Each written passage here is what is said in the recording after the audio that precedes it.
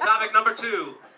At the height of his popularity, convicted football star Michael Vick was found guilty of some of the most heinous crimes against nature. That of illegal dogfighting. He drowned, electrocuted, and tortured innocent animals. It has recently been said that Vick will be released from jail, and speculation has begun to arise that he will be reinstated into the NFL and society. Gentlemen, I ask you this evening, should Vick be reinstated to the NFL and society?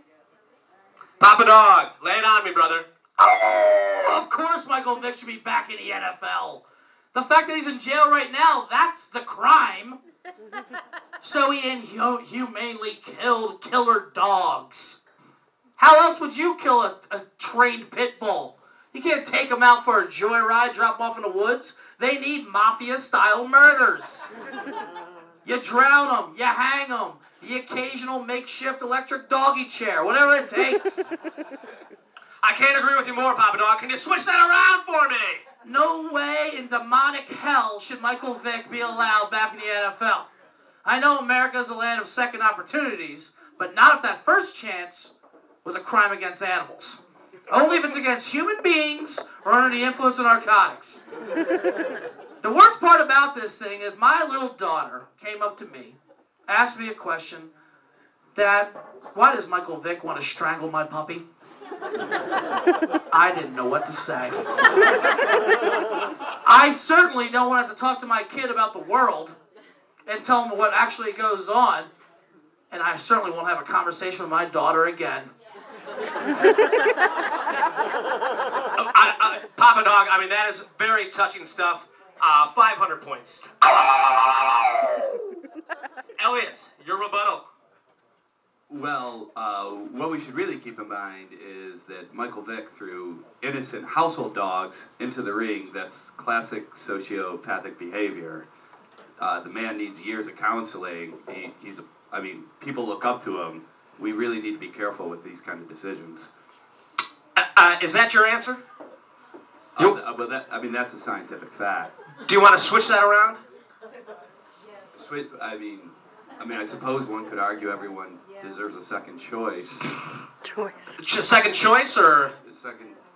He really shouldn't. Maybe you should have a second choice on that answer. We'll give you 5 points, sympathy points. Give me the W! That's 2,500 to the Papa Dog and to the Professor. It's going to be tough to make that up. Our third and final topic for the evening is one that is very near and dear to the American fiber.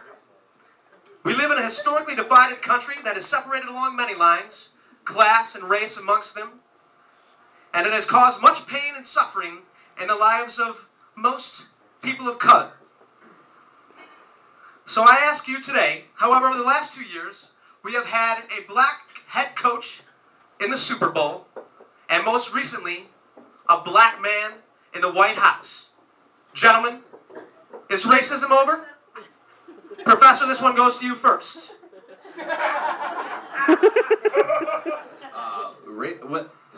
Tony, I'd like to tell you a story about a young woman called Yvette Brown on the south side of Chicago, whose single mother, her son, was wrongly convicted of a crime. Could not,